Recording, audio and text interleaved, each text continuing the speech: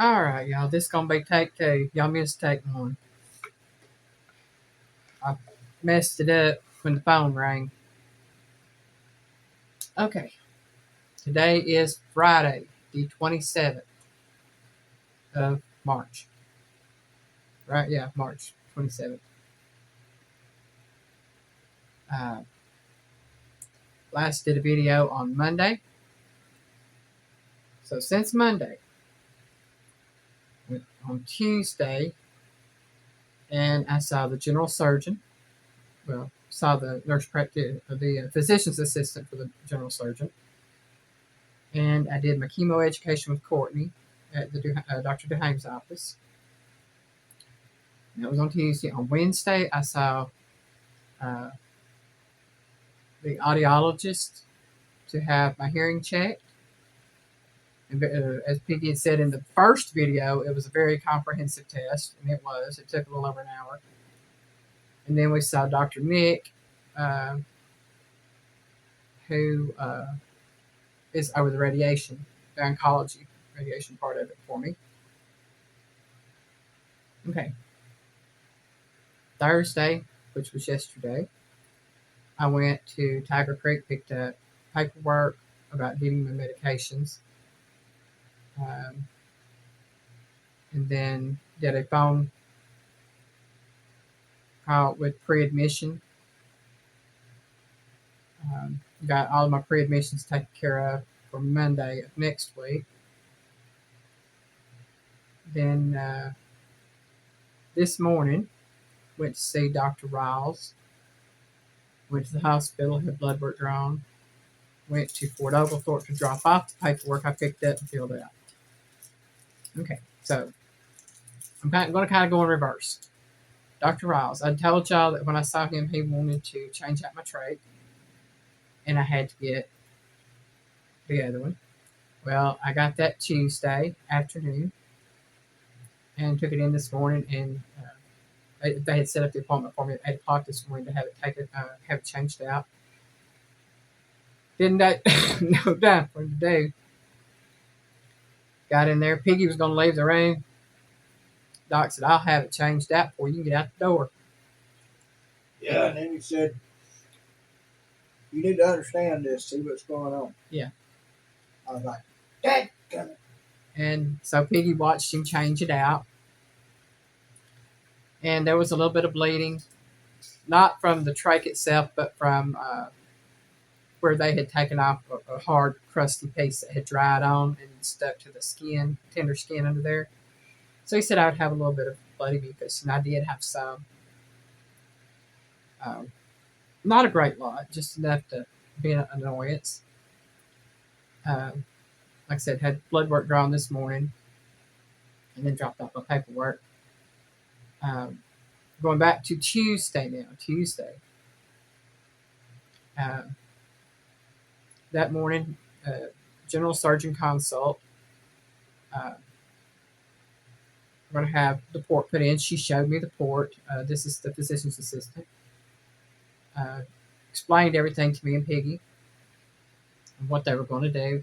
And even Piggy agrees with me that it looks smaller than the one that was put in originally. So I have that done Monday morning. This coming Monday, which is the 30th, by the way. So they asked me which surgeon I wanted to do it. Told them I didn't care. I mean, whoever was available. So the surgeon that put in my feeding tube, Dr. Hardiman, is the one that's going to put in my port. Works for me. One surgeon, he's already been there, done that. So, he knows basically who I am. And then did the chemo education, which is good. I had told everybody what I had been told, which I'd be doing 6 weeks of chemo and radiation every day for 6 weeks. No. That was something that was a miscommunication that I did not understand. If I'm not mistaken, the chemo that I'll be giving is called cisplatin, CISPLATIN. And I will be getting it once a week for 6 weeks. and I will be having radiation 5 days a week for 6 to 7 weeks.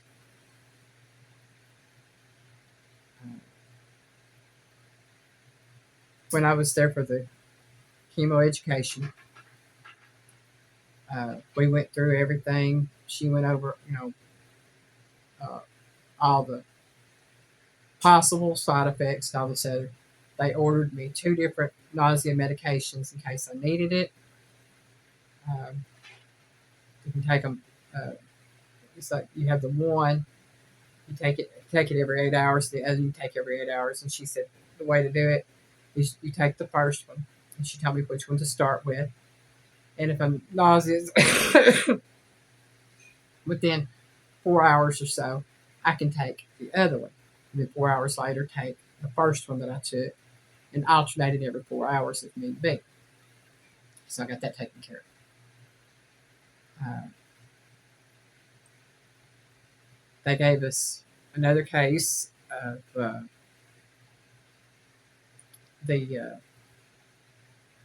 protein stuff that I take, the protein and carbohydrate stuff I take through my feeding tube. Gave Piggy some of the feeding tube. I call them syringe. Yeah, they're syringes is what they are. They twist onto the feeding tube. Gave him several of those. And then she took us and showed us the infusion center. And I was saying on my first video that I had to wipe out. When I went to Erlanger to their infusion center, it was all one big room, and everybody was kind of, in that open area. And if you got a visitor seat, you did good. Well, at this infusion center here at Peoples, they're all in one big open area, but there's like half walls in between the patients. So you have like your own little designated cubicle area. And there's one extra visitor chair there. So it's going to be the patient, and they can have one visitor. On the chemo days, they will feed me breakfast and lunch, and they will also feed Piggy breakfast and lunch, which I thought was really good. The first treatment is going to be around 5 hours. That's because they want to watch me after the chemo to make sure I'm okay that first time. Before the chemo starts, every time I go in, have that done, they'll be doing blood work. And they said that they would check my kidney functions at that time. And it takes about 30 minutes to get that information back from that test. So they'll take my blood or do my blood work, labs, whatever. Get the information back on my kidney functions, and then start my chemo. And then after the chemo treatment, I'll have my radiation done, and then I'll have it done the other 4 days of the week as well. I'm trying to think of everything I've already covered, but going back over it.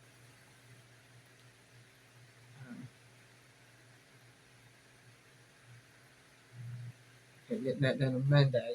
Touch on that. Wednesday, I went to the audiologist. My hearing's not the worst, but it's not the best. It is bad enough that I could qualify for hearing aids. And I know Piggy's hearing is worse than mine, so he definitely needs hearing aids.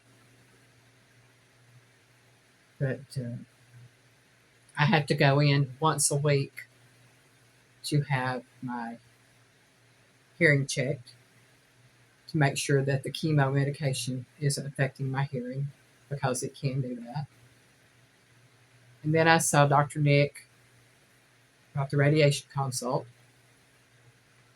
and he went over the PET scan with me. And which, I had already seen the PET scan, and all the doctors going together, and had already, I'd already seen them and talked to Dr. DeHane about them. And Dr. Riles went over them with me. I didn't look at them, but he talked to me about them. And, excuse me, my ear is itching. Dr. Nick had showed me everything, and he showed me, where the tumor was. I mean, he was in depth with it on it, showing different things, showing how the lymph node lit up. That was on the right, on the left side, all that. And he said that because of the way everything lit up the way it was doing, that he would say that it was a stage 2. Um, that he did agree that it is not a stage 4, and definitely not into the letters. So it is. It is just a stage 2. And then he did a camera down the nose, and he gave me 2 shots of Afrin up each nostril, and 2 shots of some kind of deadener up each nostril. I don't know what he put up there. Some sort of anesthetic. Yeah, it was an anesthetic, but it burned. And he said, "Now you can dab your nose, but don't blow it." Okay, it burned. I don't like Afrin to begin with. Don't like anything going up my nose. But he put that camera down, and he said, "Stick out your tongue." I was sticking out my tongue, do the I's, the E's, and all this other. And he told me he couldn't see my vocal cords at all. But he did get good shots of the tumor and of the epiglottis and everything going on. And he said he understood why Dr. Riles did the preventative on the trach, because there is no seeing the vocal cords, and Dr. Riles didn't want everything to get blocked off. And Dr. Nick, he agreed. Now, y'all, Nick is his first name. I can't pronounce his last name. It starts with a G, and it sounds Greek, but I could be wrong. But he went over everything with me. He was going over the different the treatment and everything. And he did tell us. He said that yes, the chemo would play a part in this, but it is mainly the backup to the radiation. It's going to be the radiation that's going after this tumor. So that's why I'm having more radiation treatments than chemo treatments, and why it's going to be localized radiation. So I go in Tuesday. Got to have blood work Tuesday morning. Leave, and I'm going to the People's Cancer Institute to have this done. I go in, go up to they call it to the infusion center where they'll take my blood, and then I will go back down to radiation, and they will set me up for a contrast CT, which they will do. And all that will be going through my port. I get the port the day before, and then the next day they're going to be using it, which that's fine. And what they're going to do is get everything mapped out so that they know when they do the radiation where to localize everything. Because he said the way they do the radiation, it'll be like a halo around my head, basically. And this thing that moves around my head and neck. Focus the radiation. Most of it will be focused on the left side. And there will be some on the right side. He told me that the first 2 to 3 weeks should be okay, but it might get to the point where I have difficulty swallowing or have a lot of pain. And he said that if I do, then he will make sure that I have some stronger pain medication than what I have right now. And he, we talked about the eating. I told him that right now I'm only doing 1 to 2 feeds a day through the feeding tube, and I'm trying to eat the rest of the time. But that I know there's going to come a time where I won't be able to eat as much, so everything will be going through the feeding tube. And he told me, he said, "That's true." He said, "But I do want you to continue swallowing, even if it's just drinking a little bit of water every day, to keep your muscles working. They said because if you lose those muscles in your swallowing, you'll never get them back. And then he told me that the salivary glands, they might stop producing as much saliva. That could take up to several months to almost a year to get back, didn't you say? You get almost 100% back. Yeah, I get almost 100% back, but it could take several months up to a year for it to all come back Right. on the side. He said it'd never be 100%, but Yeah, almost, yeah. And then he said I would experience a lot of dry mouth. So he's going to give me a prescription for biotin. And also, or it might be biotin, it might be something you buy over the counter, I'm not sure. But he said that there is a mixture of salt water and baking soda that he's going to show me how to make up that I can use here at the house to rinse my mouth out with. And there were some other things that he went over that, possibilities of what's going on. He did say that the radiation could possibly cause me to lose some of my hair back on the back line back here, left and right side. And I told him that's fine. I usually keep it cut short in a pixie anyway. He said it may or may not grow back. He doesn't know. It's fine.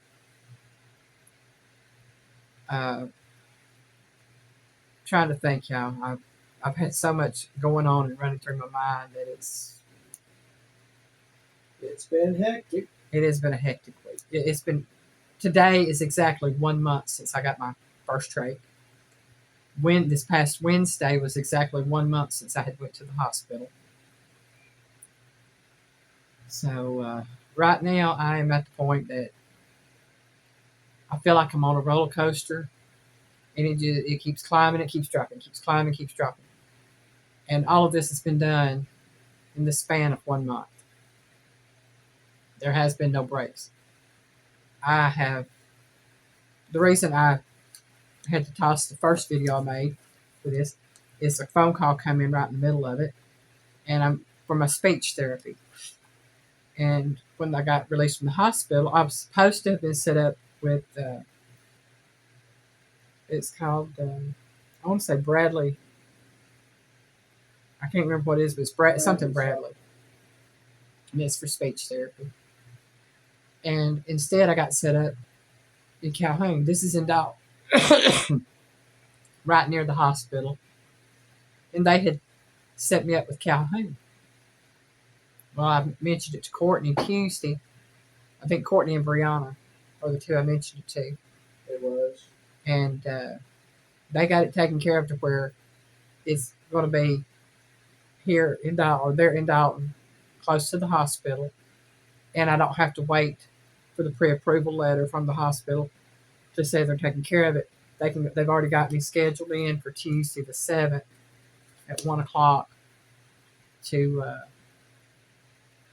have my first session there. So we're getting things taken care of, y'all. And it seems like it's a slow process, but when you think about it, seeing the general surgeon, seeing the radiation oncologist, seeing the ENT, seeing gastroenterology, for checkups and hospital follow-ups and getting all the paperwork done, and going in to see Dr. Duhame and having her get everything set up for the cancer and chemotherapy, and it's moved a lot quicker than I thought it would. It really has. Would they have liked to have started sooner on the chemotherapy and stuff? I'm sure they would. But in all reality, when you have that many ducks that you have to get in a row, it's gone very quickly. Not even very quickly. But I told y'all I'd keep y'all updated on what I'm doing, what's going on. I was going to try to go live tomorrow night, which is Saturday the 28th. But I'm going to tell you right now, there ain't no way. I'm just tired, y'all. I'm tired. I'm worn out. I'm in good spirits. Don't get me wrong. I'm in great spirits. It's just my body is physically tired. Yesterday was the one day this whole week I got to sleep in. And I didn't get up until after 8 o'clock yesterday morning. And this morning I got up at 5 o'clock. If that tells y'all the difference, I'm having to get up between around 6 o'clock most mornings to be able to make it to my appointments. Now, Monday and Tuesday, I'll be getting up about 4:30, 5 o'clock to make sure that we have everything done need to be done. And we've already decided, like we did last night, I fixed Piggy some biscuits and sausage last night. I cooked me some bacon, and that allowed us to have breakfast before we left this morning. Now Monday, or Sunday night, I'm gonna fix enough for him biscuits and sausage for him for Monday and Tuesday. He can eat Monday. I can't eat anything. Um, the only thing I can do is take one of my blood pressure medications. That's it. I'll get up. I'll clean my trach. Uh, take that blood pressure medication. Um, drink a little bit of water. That's all I can have is water. And then we'll head to the hospital to get stuff taken care of for the surgery. Tuesday, I can get up, I can eat, do whatever I got to do. That's not a problem. But it's a case of we got to do what we got to do. But I told Piggy, I said Saturday and Sunday I'm sleeping in, and for me, getting up a little after 8 o'clock is sleeping in now. My whole schedule has flip flopped. I told you I'm a night owl. Not no more. I'm in bed between 8 and 9 o'clock most nights now.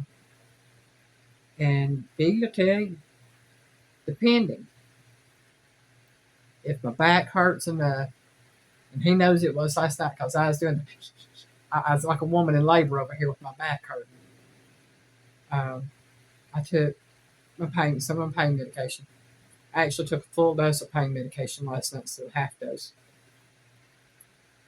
And doing that and getting in there under my oxygen. And once I'm out. And if I don't take pain medication, I can get in there underneath my oxygen and I'm out within 30 minutes. But and I sleep good for about 5 to 6 hours, and then I have to get up, possibly go to the restroom, start coughing a little bit, get things cleared out. Then I lay back down and I sleep for another hour, 2 or 3 or 4. It just depends on what time it is. But I'm just so amazed, so amazed at how wonderful God is, and how gracious and merciful He is. Because I wouldn't be doing as good as I am if He wouldn't carry me through every step of the way with everything going on. Because after seeing the tumor and it's not just one big tumor, a round tumor. It's the round tumor. Then there's a portion of it over on the epiglottis, and there's a portion over from that, which would be the opposite way. I'm sorry. Looks like a big thick worm. It does. It really does. And that's why it's so hard for me to swallow. That is why it was so hard for me to breathe. Why I was coughing up so much. And he even told me, Dr. Nick even told me, he said there is so much mucus in there because he could see from my sinuses. And I told him, I said, yeah, I said, the pollen is really bad. It's really affecting me. And I played it smart this morning. I went ahead and I took all of my medications, and my allergy pills have helped me to where I'm breathing. So I'll be doing that every morning that I can. But I give God all the glory. I truly do. And I thank all of you for your prayers.